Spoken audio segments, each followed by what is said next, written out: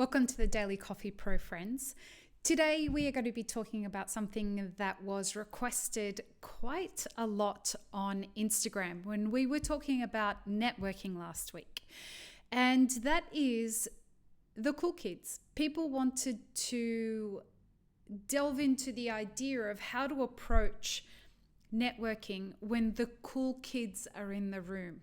And this seemed to be something that bothered people because it got in the way of them being able to effectively network. So when I dug deeper with a few people that responded that they wanted an episode on this on the Daily Coffee Pro, a lot of them felt intimidated by the fact that the cool kids were in the room. And so we're going to talk a lot about a bunch of different things around the cool kids. I want to start by saying I don't consider myself one of the cool kids. But one thing that my music career did teach me, that it's not about what I consider myself to be. It's about the way that other people see me that determines whether they think I'm one of the cool kids or not. I've struggled with this. I wouldn't say struggled. I've been fascinated by the idea of being cool since I was a kid. Not because I wanted to be cool, but because I'm fascinated by human behavior and the way that people perceive each other.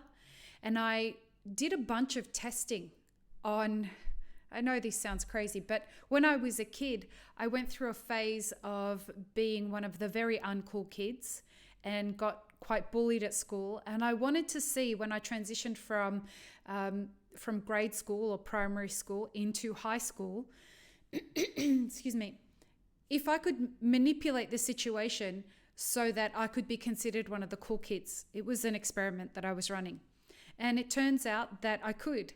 And that really turned me off from this idea of being one of the cool kids. But I've maintained this fascination with fame and being perceived that way. And I find it quite vulgar that people should want to get noticed for just being this idea of cool. And I found it fascinating that there was such a thing as cool, given that cool was very, very subjective. And that different people in a room got to determine what the general idea of cool was, rather than an individual. So, how does this relate to what we're going to talk about today with regards to the cool kids and networking?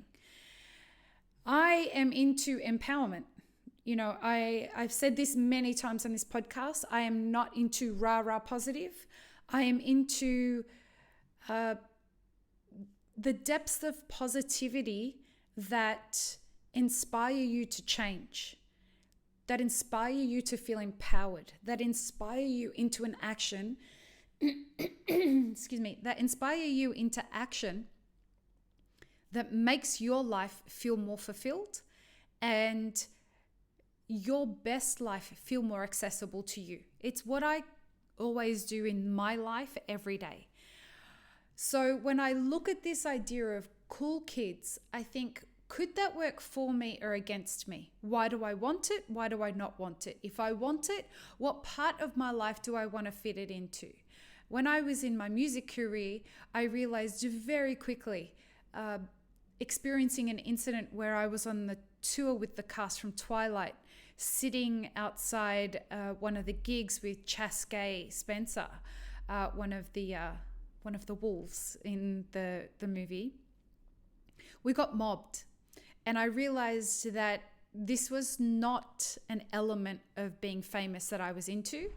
And what I realized very quickly was that being one of the cool kids or being famous or whatever, however you want to term it, was something that was going to be a part of my marketing plan, not a part of my end goals.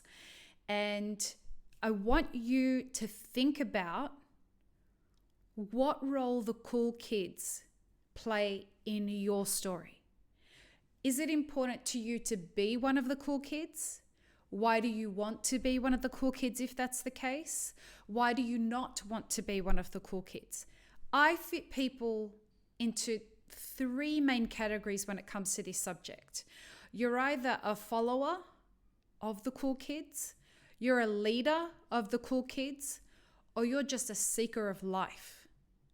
And I put myself into the seeker category. I don't follow anybody. I don't lead anybody. I'm just on my own journey. The moment that you're on your own journey, you are disempowering all of the ego outside of you. You are stopping this perceived control that you're handing over to the cool kids. Now, remember, they actually don't have a role in determining whether they're the cool kids in your perspective or not. You are giving somebody a perceived power by deciding they are one of the cool kids. In doing that, you can take that power away or disarm that power by just deciding this person isn't one of the cool kids. This person isn't someone I should be intimidated by. This person is a person. And you can approach them like a person. What I have consistently found by people who follow other people is that you are exhibiting an insecurity that you are not prepared to own. And I would invite you to ask yourself, with the deepest intentions of love for yourself, am I a follower? Because it's not as straightforward as I'm either a follower or I'm one of the leaders or the cool kids. It's not that way. You can completely leave that whole paradigm and decide I'm going to be someone who's a seeker, someone who's on a journey to seek my own map, my own path. And I'm going to exist in a networking situation, in a community, in an industry whereby I'm just out there trying to meet people and determine if these people are on my frequency or they're not on my frequency. For me personally, I'm somebody who's turned off by, huge amounts of ego. And so when I meet somebody, I'm assessing if they're someone who is my people or not my people. I give everybody an open-minded chance, 2, 3, 4, whatever amount of chances that I encounter them. But at some point, you figure out whether someone is your people or isn't your people. You're never going to give yourself the opportunity to realistically do that if you're allowing the intimidation of them being one of the cool kids to get in the way of that. Just because a bunch of other people think that these people are cool, it doesn't mean that you have to think that they're cool. And the moment that you step into the idea, I'm going to determine who the people I think are cool are, and I'm going to decide that based on the shit that I think is commendable. So for some people, skill is really important. Technical skill is really important. And so they might find people in our community who can demonstrate a really high standard of technical knowledge as their cool people. Other people are attracted to good-looking people. They want to go and follow Insta-famous people for no fucking reason whatsoever. But good for you. If you find that that's what you're aligned with, go for it. A word of caution there. You're not setting yourself up to have mentors, even if they're mentors from afar, that are going to take you very far. And what I would suggest is defining cool people as the people who are ahead of your journey or are in the space within their own journey that is where you'd like to see yourself one day. These are people who are essentially mentors from a distance, people who you do admire for reasons that make sense to you, not because everybody else finds them cool. I personally find coolness in people who are prepared to do the hard shit. People who are prepared to take a chance on themselves. Perhaps they fail, perhaps they fall, perhaps they champion the shit out of themselves and get there. They reach their goals. I don't care. I want to have conversations with people who have backed themselves. I don't care what they look like. I don't care how old they are or how young they are. I am intrigued by people who are prepared to do the hard shit. Those are the people, to me, that are cool. And I don't care if nobody else knows who they are in the room, but if they've done something that I have noticed, whether it be online or through a story I've heard from someone else, that is a really great reason for me that I can justify considering this person a cool kid. And I would sit there for hours and find out about their journey and how they made decisions, even if this was the first time they decided to do something that was really hard. That is, to me, somebody that I'm going to consider a cool kid. And on another note, together with this subject, people wanted to know what they should do if they were shy.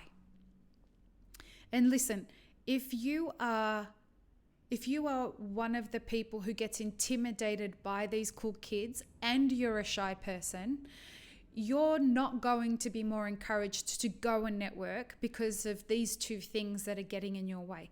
So what I would consider that you do is listen to the last episode 40 of the Daily Coffee Pro. There's loads of tips in there on how you can approach networking situations. Start simple, go to cuppings, go to local throwdowns, meet a buddy that you can go to for these events, or just simply go to your local cafe and introduce yourself to fellow baristas or fellow roasters. Okay,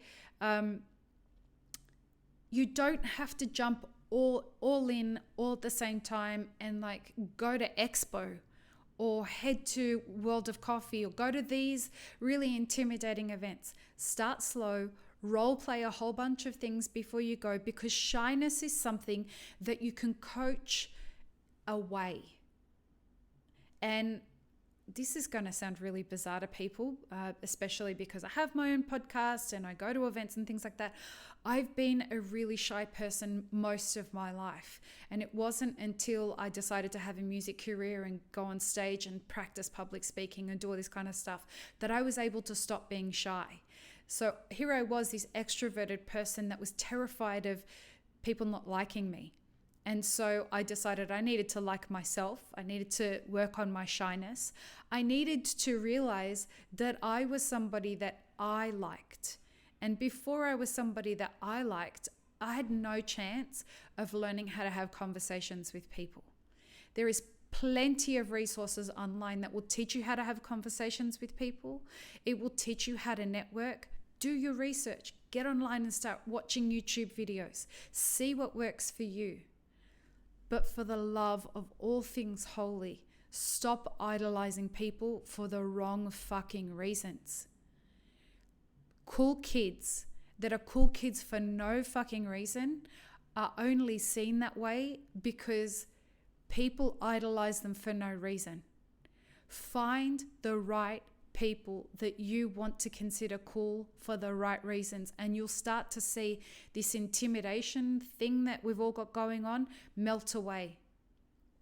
You'll no longer be intimidated by people, and that will slowly just melt away. Now, I really hope this has helped. If you have any further questions, please go ahead and put them in the comments below or hit us up on social media at iMapItForward. I do want to remind you guys, we have just announced our latest workshop, which is Barista Beyond Mapping a successful 10-year career in the coffee industry. If you are interested in grabbing tickets, it's an interactive webinar with just moi. Head to mapitforward.org/events and check it out. And also, we have a very special offer for Elixir. If it's been a little bit out of your price range and you've wanted to try it, head to elixify.me. We have a coffee that we are offering at a cheaper price. We are putting our money where our mouth is from this podcast. I have been trialing how to buy coffee directly from a farmer. And so I've done that for the first time. I'm going to continue to do that. And because we buy directly from the farmer through relationship buying, we have the coffee toll roasted for us, and then we turn it into elixir. It means that we've been able to save some money, and we have been able to pass that money, that saving, on to you guys. So for example, an elixir trio from our standard line of elixir has gone from $24 to $20. And for all of you guys who have been asking us to get more affordable worldwide shipping rates, we are working with our shipper right now to try and make that happen so we can start exporting at a very reasonable price. Let's hope UPS come back with the goods, and we'll see how that goes. Have an amazing rest of your day, friends. Peace, love, and peanut butter. Mwah.